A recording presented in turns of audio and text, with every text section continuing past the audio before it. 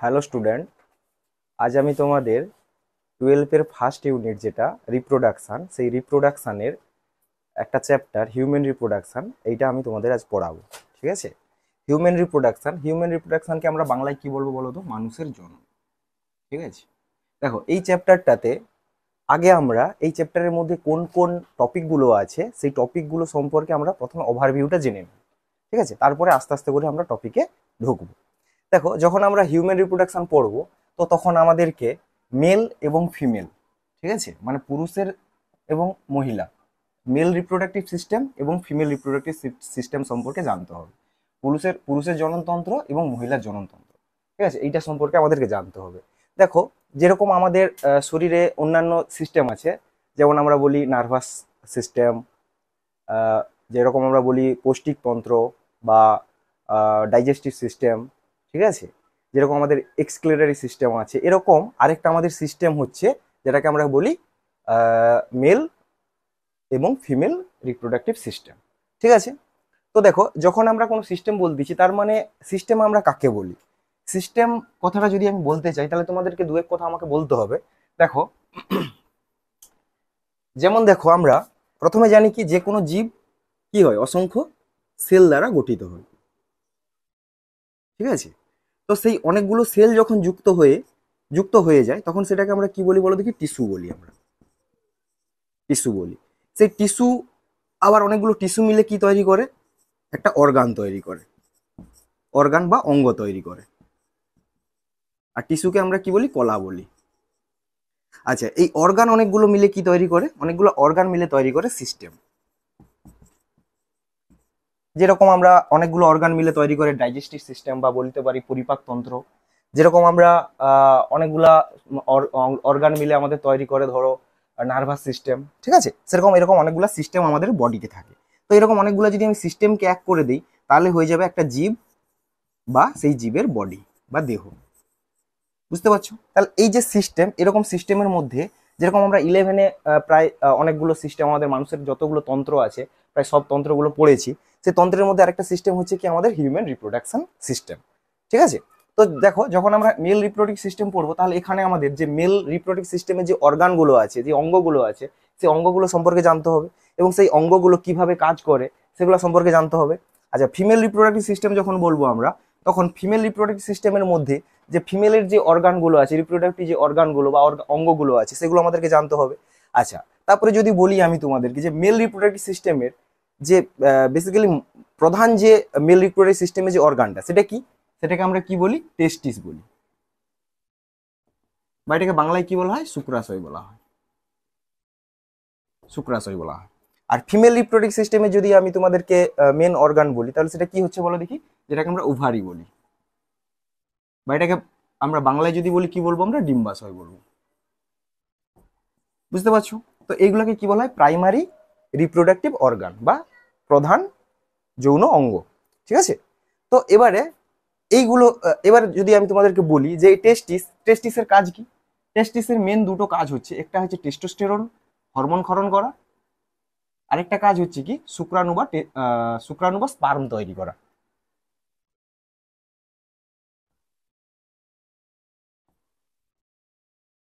আচ্ছা, এবার যদি বলি আমি ওভারি বা ডিম্বাশয়ের কাজ কি হচ্ছে? ডিম্বাশয়ের কাজ হচ্ছে 1 নম্বর, যেরকম আমাদের শুক্রাশয় টেস্টোস্টেরন হরমোন ক্ষরণ করতো, সেরকম ওভারিও কি করে? ইস্ট্রোজেন এবং প্রজেস্টেরন নামক দুটো হরমোন ক্ষরণ করে এবং তার সাথে সাথে কি করে? ডিম্বাণু তৈরি করে। ডিম্বাণু বা এটাকে আমরা কি বলি? ওভাম বলি আমরা ইংলিশে। ওভাম তৈরি করে। ঠিক আছে? তাহলে আমাদের মেল রিপ্রোডাক্টিভ সিস্টেম যখন জানবো সেখানে আমরা দেখতে পাবো যে টেস্টিস বা শুক্রাশয় শুক্রাণু তৈরি করতেছে। আর এখানে আমাদের ফিমেল রিপ্রোডাক্টিভ সিস্টেমে ডিম্বাশয় কি তৈরি করতেছে? ডিম্বাণু তৈরি করতেছে। তাহলে দেখো, তার পরের টপিকে আমাদেরকে জানতে হবে এই শুক্রাশয়ের আণবিক গঠন, আর যেটা হচ্ছে আমাদের ডিম্বাশয় যেখান থেকে ডিম্বাণু তৈরি হয়, সেই ডিম্বাশয়ের আণবিক গঠন আমাদেরকে জানতে হবে। বুঝতে পারছো? এবারে দেখো, সেই শুক্রাশয় আমাদের কি তৈরি করতেছে? শুক্রাণু তৈরি করতেছে। ঠিক আছে? আর ডিম্বাশয় কি করতেছে? ডিম্বাণু তৈরি করতেছে। আর এই শুক্রাণু আর ডিম্বাণুকেই আমরা কি বলি? আমরা বলে থাকি গ্যামেট বলে থাকি। গ্যামেট বলে থাকি। ঠিক আছে? তো তারপরে আমাদেরকে জানতে হবে যে কিভাবে এই শুক্রাশয় থেকে গ্যামেট তৈরি হয় অর্থাৎ শুক্রাণু তৈরি হয়, আর ডিম্বাশয় থেকে ডিম্বাণু তৈরি হয়, অর্থাৎ স্ত্রী গ্যামেট তৈরি হয়। ঠিক আছে, তাহলে আমাদেরকে জানতে হবে এই গ্যামেট তৈরির ব্যাপারটা জানতে হবে। তো এই গ্যামেট তৈরির এই স্পার্ম তৈরি হওয়া বা শুক্রাণু তৈরি হওয়ার ঘটনাকে আমরা কি বলি, স্পার্মাটোজেনেসিস বলে থাকি। ঠিক আছে, আর যদি বলি আমি ডিম্বাণু তৈরি হওয়ার ঘটনা, ডিম্বাণু ঘটনাকে আমরা কি বলে থাকবো, উজেনেসিস বলে থাকবো। ঠিক আছে, এই যে টপিকগুলো, এগুলো আমাদেরকে প্রত্যেকটা ডিটেলসে পড়তে হবে। এটা জাস্ট আমি তোমাদেরকে একটা ওভারভিউ দিয়ে দিচ্ছি। ঠিক আছে, আচ্ছা, তো দেখো, যখন আমরা শুক্রাণু আর ডিম্বাণু কিভাবে তৈরি হচ্ছে জেনেসিসটা পড়ে নিচ্ছি, স্পার্মাটোজেনেসিস এবং উজেনেসিসটা জেনে নিচ্ছি, তাহলে আমাদের তাদের গঠন জানতে হবে, শুক্রাণু এবং ডিম্বাণুর গঠন। ঠিক আছে, শুক্রাণু এবং ডিম্বাণুর গঠনের পরে এই যে শুক্রাণু তৈরি হলো এবং ডিম্বাণু তৈরি হলো, এই শুক্রাণু কোষটা আর ডিম্বাণু যে কোষটা, এই দুটা কোষ করবে কি, এই দুটা কোষ মিলন হবে, যেটাকে আমরা কি বলি, ফার্টিলাইজেশন বলি বা নিষেক বলে থাকি। ঠিক আছে, তাহলে আমাদের পরের টপিক আমাদের কি জানতে হবে, নিষেক জানতে হবে। ঠিক আছে, আচ্ছা, নিষেক হয়ে যাওয়ার পরে এটা কিসে পরিণত হয়ে গেল, এটা হয়ে গেল জাইগোট। ঠিক আছে, জাইগোট, এই জাইগোটটা কি হবে বলো দেখি। এই জাইগোট কোষটা আস্তে আস্তে করে বিভাজন করা শুরু করবে। জাইগোট কোষটা একটা এককোষী কোষ, যেটা এখানে হ্যাপ্লয়েড কোষ ছিল, আর এটাও হ্যাপ্লয়েড কোষ ছিল, শুক্রাণু হ্যাপ্লয়েড কোষ, ডিম্বাণু হ্যাপ্লয়েড কোষ। এই দুটো হ্যাপ্লয়েড কোষ মিলে কি তৈরি করলো, একটা ডিপ্লয়েড কোষ তৈরি করলো, যেটাকে আমরা জাইগোট বলছিলাম। সেই জাইগোটটা আস্তে আস্তে করে কোষ বিভাজন শুরু করবে। ঠিক আছে, তাহলে এই যখন কোষ বিভাজন শুরু করবে, তখন সেটা সেটা কিসে পরিণত হয়ে গেল, ভ্রূণে পরিণত হয়ে গেল। ঠিক আছে, এই ভ্রূণের অনেকগুলো স্টেজ আছে, একটাকে আমরা মরুলা বলি, একটাকে ব্রাস্টুলা বলি, একটা গ্র্যাস্টুলা বলে থাকি। ঠিক আছে, তাহলে আমাদেরকে মরুলা, ব্রাস্টুলা এবং গ্র্যাস্টুলার গঠন সম্পর্কে জানতে হবে, এই ব্যাপারগুলো জানতে হবে। ঠিক আছে, দেখো, যখনই ভ্রূণটা কোষ বিভাজন করে মরুলা ব্রাস্টুলা স্টেজে চলে আসে না, তখন একটা ঘটনা ঘটে, যে ঘটনা হচ্ছে কি, যে ফিমেল রিপ্রোডাক্টিভ সিস্টেমের একটা আমরা অর্গান পড়বো, এরপরেই আমরা জানতে পারবো, যেটা হচ্ছে কি, যে ইউট্রাস বা জরায়ু বলা হয়। সেই জরায়ুর যে তিনটা স্তর থাকে, তিনটা স্তরের মধ্যে যে ভিতরের যে স্তরটা, যেটা হচ্ছে কি বলো দেখি, এন্ডোমেট্রিয়াম স্তর। সেই এন্ডোমেট্রিয়াম স্তরের মধ্যে ওই যে মরুলাস যে কোষের যে সংগঠনটা, এটা এসে কি হয়, ইমপ্লান্টেশন ঘটে বা রোপণ হয়। যেভাবে আমরা বীজকে মাটিতে যেরকম রোপণ করি, সেম টু সেম মানুষের মধ্যেও এই মরুলা স্টেজটা কি হয়, জরায়ুর মধ্যে এসে রোপণ ঘটে। ঠিক আছে, তাহলে রোপণ হয়ে গেল। রোপণ হয়ে যাওয়ার পরে কিছু ফিমেল বডিতে চেঞ্জেস আসবে, আসার পরে কি হবে, 9 মাস 10 দিন পরে বেবিটা কি হয়ে যাবে, সম্পূর্ণ হয়ে যাবে। ঠিক আছে, তো তারপরে কি হবে বলো দেখি, তারপরে সেইটাকে আমরা কি বলবো, গর্ভাবস্থা বলবো। তারপরে সেই বেবির ডেলিভারি হবে, যেটাকে আমরা প্রসব বলে থাকি। তারপর বেবি ডেলিভারির পরে মা তাদেরকে কি করবে, স্তন পান করাবে, যেটাকে আমরা দুগ্ধ ক্ষরণের মধ্যে জানবো। ঠিক আছে, তো এই টোটাল হচ্ছে আমাদের চ্যাপ্টারের ওভারভিউ। ঠিক আছে, আচ্ছা, আর দু একটা চ্যাপ্টার টপিক থাকে, যখন এই ইমপ্লান্টেশন ঘটবে, তখন একটা ফিমেল বডিতে নতুন একটা অর্গানের আবির্ভাব ঘটে। ঠিক আছে, যেটাকে আমরা কি বলে থাকি, যেটাকে আমরা প্লাসেন্টা বলে থাকি। ঠিক আছে, জাস্ট এখন মনে রাখো প্লাসেন্টা, পরে আমি আবার ডিটেলসে পড়াচ্ছি। এটাকে আমরা কি বলে থাকি, প্লাসেন্টা বলে থাকি। ঠিক আছে, আচ্ছা, তারপরে একটা আমাদেরকে জানতে হবে, স্পেশালি ফিমেল বডিতে একটা ঘটনা ঘটে থাকে, যেটা মেল বডিতে ঘটেনি। ঠিক আছে, ফিমেলের মধ্যে ঘটে থাকে। সেই ফিমেলের মধ্যে একটা ঘটনা ঘটে, যেটাকে আমরা কি বলে থাকি বলে দেখি, রজচক্র বলে থাকি, বা যেটাকে আমরা ইংলিশে কি বলে থাকি, মেনস্ট্রুয়েশন সাইকেল বলে থাকি। ঠিক আছে, এই টপিকটাও আমাদেরকে এক্সট্রা করে পড়তে হবে। ঠিক আছে, তো আমাদের টোটাল আমাদের যে হিউম্যান রিপ্রোডাকশনের মধ্যে এইটা হচ্ছে আমাদের চ্যাপ্টারের ওভারভিউ। ঠিক আছে, এইটা একটু জেনে রাখো, প্রত্যেকটা টপিক আমি আস্তে আস্তে করে তোমাদেরকে নিখুঁতভাবে ডিটেলসে প্রত্যেকটা পড়াবো। ঠিক আছে, এখন আমরা যে টপিকটা পড়বো সেটা হচ্ছে মেল রিপ্রোডাক্টিভ সিস্টেম। ঠিক আছে, দেখো, এই মেল রিপ্রোডাক্টিভ সিস্টেম পড়ার আগে আমাদেরকে কিছু বিষয় জানতে হবে। কি বিষয় জানতে হবে, মানুষের সম্পর্কে কিছু জানতে হবে, যেহেতু এটা আমরা পড়তেছি হিউম্যান রিপ্রোডাক্টিভ সিস্টেম, তো এই জন্য আমাদেরকে কিছু মানুষ সম্পর্কে জানতে হবে। ঠিক আছে, দেখো, মানুষের কথা যদি বলি না, তাহলে কি বলবো দেখি, মানুষ কি বলে দেখি, মানুষ হচ্ছে যৌন জনন সম্পন্নকারী জীব। ঠিক আছে, তো এবার ব্যাপারটা হচ্ছে যে যৌন জনন সম্পন্নকারী জীব কাদেরকে বলবো, বা জনন কিরকম ব্যাপারটা, জনন দেখো, জনন দু প্রকার, জনন হচ্ছে একটা যৌন জনন, একটা অযৌন জনন।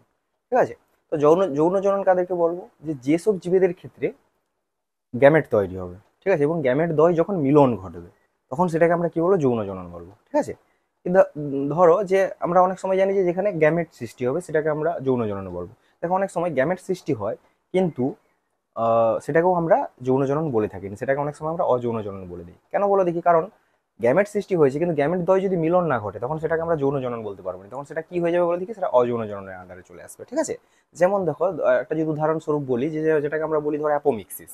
ঠিক আছে, অ্যাপোমিক্সিসের ক্ষেত্রে কি হয় বলো দেখি, বলতা বা মৌমাছি, এদের ক্ষেত্রে কি হয়, যে এদের ক্ষেত্রে তোমার গ্যামেট তৈরি হয়, কিন্তু সেই গ্যামেট নিষেক না হয়ে কি হয়ে যায়, সেটা অনিষিক্ত ডিম্বাণু থেকেই একটা অপত্য সৃষ্টি হয়ে যেতে পারে, তখন সেটা কার আন্ডারে চলে আসতেছে, তখন সেটা অযৌন জননের আন্ডারে চলে আসছে। ঠিক আছে, তো এটা মাথায় রাখবে যে সবসময় গ্যামেট সৃষ্টি হলেই সেটা যৌন জনন হবে না, যদি গ্যামেটের মিলন ঘটে তখনই সেটাকে আমরা কি বলবো, যৌন জনন বলবো।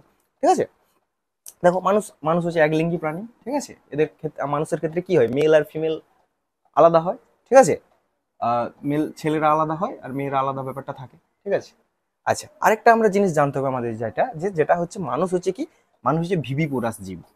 ঠিক আছে, দেখো ভিভিপোরাস জীব সম্পর্কে জানতে গেলে আমাদের দুটো টার্ম জানতে হবে, একটা হচ্ছে ভিভিপোরাস কি আর একটা হচ্ছে ওভিপোরাস কি। ঠিক আছে, যে আমি তোমাদের একটু বুঝিয়ে বলে দিচ্ছি, একটু দেখো।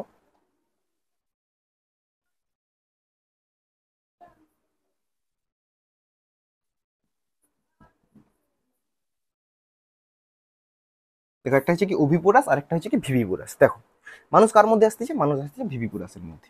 দেখো ওভিপোরাস তাহলে জীব কাদেরকে বলবো, দেখো ওভিপোরাস মেনলি জীবের উদাহরণ হচ্ছে যে কোনো পাখি, মানে মেনলি যারা ডিম পাড়ে। ঠিক আছে, পাখি বা সরীসৃপ, এরা কি হবে, ওভিপোরাসের মধ্যে আসবে।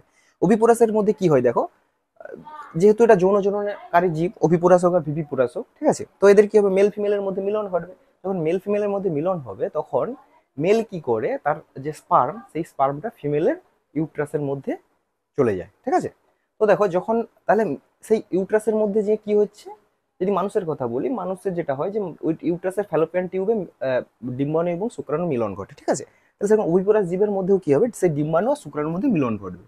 ঠিক আছে, ধরে নিলাম এটা ডিম্বাণু আর এটা যে শুক্রাণু, ডিম্বাণু শুক্রাণু মিলন ঘটবে।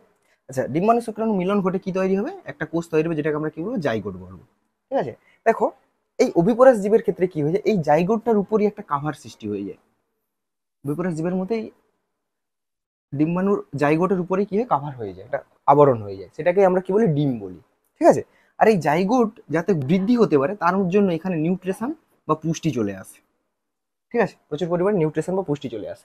আর এটার মধ্যে নিউট্রিশন বা পুষ্টি থাকে, মেনলি এখানে কি থাকে, প্রোটিন থাকে। এই জন্যই আমরা কি করি বলে দেখি, আমরা ডিম খাই প্রচুর পরিমাণে, বলে না ডিমে প্রোটিন থাকে প্রচুর পরিমাণে, ডিম ডিম খাওয়ার দরকার আছে। তো এই কারণে, কারণ এই মেনলি থাকে কি, জাইগোটটা বৃদ্ধি হওয়ার জন্য প্রাকৃতিক উপায়ে বা প্রাকৃতিক নিয়মে এই ডিমের মধ্যে পুষ্টি থাকে, আর সেই পুষ্টিটাকে আমরা খাদ্য হিসেবে গ্রহণ করে নিতে পারি। ঠিক আছে, তো দেখো তাহলে এই জাইগোটটা কি হবে, এই ডিমটা যে পাখি হোক বা সরীসৃপ প্রাণী হোক তারা পারবে, পারার পরে কি হবে, এই ডিমটা থেকে একটা অপত্য সৃষ্টি হবে। ঠিক আছে, তাহলে সেই অপত্যটা নিউট্রিশন বা পুষ্টিটা কোথা থেকে নিবে, এই ডিমের ভিতরের পুষ্টি থেকে যখন গ্রহণ করবে। ঠিক আছে, তো এইরকম যদি ঘটনা হয়, সেটাকে আমরা এইরকম জীবেদেরকে আমরা কি বলবো, ওভিপোরাস প্রাণী বলবো। মেনলি কি, যে তাহলে যেসব প্রাণীর ডিম পাড়ে এবং যেসব প্রাণীর ভ্রূণ সেই ডিমের মধ্য থেকে পুষ্টি গ্রহণ করে, তাদেরকে আমরা ওভিপোরাস প্রাণী বলতেছি। ঠিক আছে, ভিভিপোরাস প্রাণী কাদেরকে বলবো, দেখো ভিভিপোরাস প্রাণী মেনলি যারা হবে তারা হচ্ছে কি বলতো, স্তন্যপায়ী প্রাণী। ঠিক আছে, মানে যারা হচ্ছে সন্তানের জন্ম দিবে, তাদেরকে আমরা কি বলবো, ভিভিপোরাস প্রাণী বলবো। ঠিক আছে, দেখো ভিভিপোরাস প্রাণীদের মধ্যে দেখো ব্যাপারটা দেখো, সেম টু সেম কি হবে, মেল আর ফিমেলের মধ্যে মিলন ঘটবে। যখন মেল আর ফিমেলের মধ্যে মিলন ঘটবে তখন কি হবে, স্পার্ম আর ওভামের মিলন হবে। যখন স্পার্ম আর ওভামের মিলন হবে সেটাকে আমরা নিষেক বলবো। সেই নিষেকের ফলে কি হবে, জাইগোট তৈরি হবে। ঠিক আছে, দেখো এই জাইগোটটা এখানে যেরকম কাভার তৈরি হয়েছিল, ওখানে কাভারের কোনো গল্প নেই গো। এই জাইগোটটা কি হবে, তোমার ফিমেল বডিতে, ফিমেল বডি যে ইউট্রাস, ইউট্রাসের যে ভিতরে যে স্তরটা, যেটাকে এন্ডোমেট্রিয়াম বলা হয়, সেই এন্ডোমেট্রিয়াম স্তরে রোপণ হবে, যেটা আমি তোমাদেরকে একটু আগে বলছিলাম যে রোপণের ব্যাপারটা। রোপণ হবে, রোপণ হওয়ার পরে কি হবে, ওই রোপণ হওয়ার পরেই মায়ের ইউট্রাস থেকেই কি করবে, বা মায়ের শরীর থেকেই কি করবে, ওই ভ্রূণটা নিউট্রিশনটা বা পুষ্টিটা গ্রহণ করবে এবং ভ্রূণটা গ্রো হবে, এবং 9 মাস 10 দিন পরে অপত্যের জন্ম হবে। ঠিক আছে, তো দেখো যারা তাহলে কি বলতেছি, যারা তাহলে বাচ্চার জন্ম দেয় এবং যারা যে ক্ষেত্রে ভ্রূণ সেই মায়ের শরীর থেকে ডাইরেক্ট পুষ্টিটা গ্রহণ করবে, তাদেরকে আমরা কি বলে থাকবো, ভিভিপোরাস প্রাণী বলে থাকবো। বুঝা গেছে ব্যাপারটা, তাহলে মানুষ কার মধ্যে আসতেছে, এই ভিভিপোরাস প্রাণীর মধ্যে আসতেছে। ঠিক আছে, এটা একটু আমাদেরকে জেনে রাখতে হবে এখান থেকে। আচ্ছা, এবারে দেখো, এবার যে টপিকটাতে আস্তে আস্তে করে আমরা যাব, দেখো যে মানুষ, যদি ধরো মানুষের ক্ষেত্রে বলছি, বাচ্চা ধরো একটা ছেলে একটা মেয়ে, দেখো ছেলে মেয়ের ক্ষেত্রে দেখো ওরা কিন্তু যখন ছোট থাকে না, ওরা নিজেরাও জানেনি, বা আমরাও যখন ছিলাম তা আমরা নিজেরা জানি যে একটা ছেলে বা মেয়ের মধ্যে কি ডিফারেন্স আছে। ঠিক আছে, আস্তে আস্তে করে দেখো ওরা, দেখো একসাথে স্কুলে যায়, একসঙ্গে খেলাধুলা করে, ওদের মধ্যে কোনো পার্থক্য থাকেনি। যখন একটা আস্তে আস্তে করে একটা বয়সের মধ্যে আসে না, সেই বয়সে আস্তে আস্তে মানে একটা আস্তে আস্তে করে ফিলিং আসা শুরু হয়ে যায়, যে আমি মেয়ে আমি ছেলে। ঠিক আছে, বা সে মনে করবে মেয়ে, আমি মনে করবো ছেলে, এই ব্যাপারটা আসা শুরু হয়ে যায়। ঠিক আছে, তো দেখো এই ব্যাপারটা কেন আসে জানো, এই ব্যাপারটা আসে একটা নির্দিষ্ট স্টেজে, একটা বয়সে যাওয়ার পরে মেল এবং ফিমেল বডিতে কিছু হরমোনাল চেঞ্জেস ঘটে। ঠিক আছে, কিছু হরমোনের চেঞ্জেস ঘটে। ঠিক আছে, তার ফলে কি হয়ে যায়, এটা মেল আর ফিমেলের মধ্যে পার্থক্য ব্যাপারটা আসে। ঠিক আছে, তো দেখো এই ঘটনাটা কি বলা হয়, বা এই সময়টা, যেই সময়টা মেল এবং ফিমেল বডিতে কিছু পার্ট চেঞ্জেস আসতেছে, সেই সময়টাকে কি বলা হয়, বয়স সন্ধিকাল বলা হয়। ঠিক আছে, আর বায়োলজির ভাষায় কি বলা হয়, পিউবার্টি বলা হয়। ঠিক আছে, কথাটা বুঝতে পারছেন না, বুঝতে পারেন? আচ্ছা দেখো, এই পিউবার্টি যদি ক্ষেত্রে বলি, তাহলে ধরো পিউবার্টি যদি একটু ডেফিনেশন আকারে বলি, তাহলে আমরা কি বলবো, যে বইয়ে অনেক ক্ষেত্রে বলা আছে যেটা, যে ধরো যে যখন, যে সময়ে একটা মেল বা ফিমেল বডিতে যখন পিউবিক অঞ্চলে পিউবিক হেয়ারের যখন আবির্ভাব ঘটে, ঠিক আছে, এবং যখন বডির মধ্যে বিভিন্ন রকমের চেঞ্জেস, পরিবর্তন আসে, সেই সময়টাকে আমরা কি বলবো, পিউবার্টি বলবো। ঠিক আছে, বা বয়স সন্ধিকাল বলবো। ঠিক আছে, এবার কথাটা হচ্ছে, দেখো আমি প্রথমেই বলছিলাম যে একটা ছেলে বা মেয়ের মধ্যে যে একদম ছোট থেকেই যে সেই ব্যাপারটা থাকে এরকমটা নয়। ঠিক আছে, একটা নির্দিষ্ট বয়সে তাহলে এই ব্যাপারটা আসবে। তাহলে পিউবার্টি স্টেজটা বা বয়স সন্ধিকালটা, ঠিক আছে, ছেলেদের ক্ষেত্রে কোন সময় থেকে শুরু হয়? এটা শুরু হবে কত থেকে, 12 থেকে 15 বছরের মধ্যে। ঠিক আছে, 12 থেকে 15 বছরের মধ্যে। যদি এটা বলা হয় ফিমেলের ক্ষেত্রে বা মেয়েদের ক্ষেত্রে কত থেকে সময় থেকে শুরু হবে, তাহলে এটা শুরু হবে 9 থেকে 14 বছরের মধ্যে। ঠিক আছে, 9 থেকে 14 বছরের মধ্যে। দেখো বইয়ে, কিছু কিছু বইয়ে এইটা একটু কম বেশি থাকতে পারে, কিন্তু এটা মাস্ট বি দেখবে যে মেয়েদের ক্ষেত্রে পিউবার্টি দশাটা ছেলেদের তুলনায় কম বয়সেই চলে আসে। বুঝতে পারছো ব্যাপারটা? এক প্রকার বলতে পারো যে মেয়েদের ম্যাচুরিটিটা একটু ছেলেদের তুলনায়, একটু ছেলেদের থেকে একটু তাড়াতাড়ি হয়। ঠিক আছে, এই জিনিসগুলো একটু মনে রাখবে এখান থেকে। ঠিক আছে, এটা পরীক্ষায় এখান থেকে কোশ্চেন দিতে পারে, এটা একটু দেখে রাখবে তোমরা। ঠিক আছে, আচ্ছা এবারে দেখো, এবারে যেটা বলতেছি শোনো, যে আমি তোমাদের কি বললাম, যে একটা যখন পিউবার্টি স্টেজ আছে বা যখন বয়ঃসন্ধি কালটা আসে, তখন কি হয় বলো দেখি, মেল এবং ফিমেলের মধ্যে হরমোনের পরিবর্তন ঘটে। ঠিক আছে, কিরকম হরমোনের পরিবর্তন ঘটে? মেলের মধ্যে যেটা আছে, মেলের মধ্যে কি হরমোন আছে, টেস্টোস্টেরন হরমোন এর আবির্ভাব ঘটে।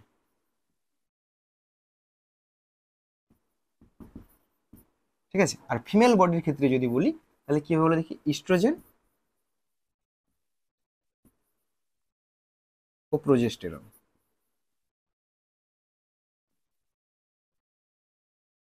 ইস্ট্রোজেন প্রোজেস্টেরন হরমোনের আবির্ভাব ঘটে। ঠিক আছে, দেখো তাহলে যখন মেল বডিতে, যখন ছেলেদের শরীরে যখন টেস্টোস্টেরন আবির্ভাব ঘটছে, এবং ফিমেল বডিতে যখন বা মেয়েদের যখন ইস্ট্রোজেন আর প্রোজেস্টেরন আবির্ভাব ঘটতেছে, তখন কি হয় বলো দেখি, এই মেল এবং ফিমেল বডিতে বা ছেলে বা মেয়েদের মধ্যে কিছু শারীরিক পরিবর্তন ঘটে। ঠিক আছে, যেটাকে আমরা কি বলে থাকি বলো দেখি, গৌণ যৌন লক্ষণ বলে থাকি। ঠিক আছে, তো দেখো সেখানে আমাদেরকে জানতে হবে যে ছেলেদের ক্ষেত্রে কি কি গৌণ যৌন লক্ষণ প্রকাশিত হয়, আর মেয়েদের ক্ষেত্রে কি কি গৌণ যৌন লক্ষণ প্রকাশিত হয়। ঠিক আছে, দেখো যদি বলি যে ছেলেদের মধ্যে কি কি গৌণ যৌন লক্ষণ প্রকাশিত হয়, দেখো যখনই ছেলে একটা 12 থেকে 15 এই বছর বয়সটার মধ্যে আসবে, তখন দেখো ছেলেদের হঠাৎ করে দেখো দাড়ি গোঁফ আসা শুরু হয়ে যায়, মানে দাড়ি গোঁফ জন্মায়। ঠিক আছে, আচ্ছা কি হয় বলে দেখি, আরেকটা জিনিস লক্ষ্য করে দেখবে, যে ছেলেদের গলার স্বর হঠাৎ করে পরিবর্তন হওয়া শুরু হয়ে যায়। যখন 7, 8 এরকম ক্লাসে পড়ে ছেলেরা, দেখবো তখন দেখবো তার নিচে একটা আলাদা রকমের বয়সের, মানে একটা গলার স্বর থাকে, হঠাৎ করে দেখবে গলার স্বরটা পরিবর্তন হওয়া শুরু হয়ে গেছে। কিরকম হয়ে যায় বলে দেখি, গলার স্বরটা কি হয়ে যায়, ভারী হয়ে যায়, মোটা হয়ে যায়। ঠিক আছে, আচ্ছা আর তারপরে দেখবে বগল, পিউবার্টি যে অঞ্চলগুলো আছে সেইগুলোতে কি হচ্ছে বলে দেখি, লোমের আবির্ভাব ঘটে। ঠিক আছে, এটা একটু দেখা যাবে। আচ্ছা, শরীর দেখবো হালকা হালকা করে পেশি বহুল হবে। ঠিক আছে, ছেলেদের শরীর হালকা পেশি বহুল টাইপের হবে। ঠিক আছে, আর একটা যে ব্যাপার যেটা যে হয়, যে মানে বিপরীত লিঙ্গের প্রতি আকর্ষণ। ঠিক আছে, ব্যাপারটা মানে কি বলে দেখি, ছেলেদের মেয়েদের প্রতি আকর্ষণ, মেয়েদের ছেলেদের প্রতি আকর্ষণ। ঠিক আছে, যেহেতু আমরা এখানে ছেলেদের গৌণ যৌন লক্ষণ দেখতেছি, তাহলে ছেলেদের মেয়েদের প্রতি আকর্ষণ হবে। ঠিক আছে, ব্যাপারটা বোঝা গেল। সেরকম মেয়েদের মধ্যেও কিছু গৌণ যৌন লক্ষণ দেখা যাবে। কিরকম গৌণ যৌন লক্ষণ দেখা যাবে, যেরকম ছেলেদের পিউবার্টি অঞ্চল এবং বগলে পিউবিক হেয়ারের আবির্ভাব ঘটছিল, সেরকম মেয়েদেরও কি হচ্ছে, সেই বগল এবং পিউবার্টি অঞ্চলে লোমের আবির্ভাব ঘটবে। ঠিক আছে, আচ্ছা তারপরে কি হবে দেখো, টেস্টোস্টেরন এবং ইস্ট্রোজেন হরমোনের কারণে স্তন গ্রন্থির বৃদ্ধি ঘটবে। ঠিক আছে, মেয়েদের দেহ কোমল হবে। ঠিক আছে, আচ্ছা গলার গলার স্বর কি হবে বলে, গলার স্বর মানে গলার স্বরটা আরো কি হয়ে যাবে, মোলায়েম হয়ে যাবে এবং তীক্ষ্ণ টাইপের হয়ে যাবে। ঠিক আছে, এটা হবে, এই পরিবর্তনগুলো আসবে। আরেকটা মেনলি যেটা তোমাকে আগেই বলছিলাম, যে বিপরীত লিঙ্গের প্রতি আকর্ষণ। এখানে যেহেতু মেয়ের কথা বলছি, তাহলে মেয়েদের কার প্রতি আকর্ষণ হবে, ছেলেদের প্রতি আকর্ষণ হবে। ঠিক আছে, এই ব্যাপারগুলো আমাদেরকে এখানে জানতে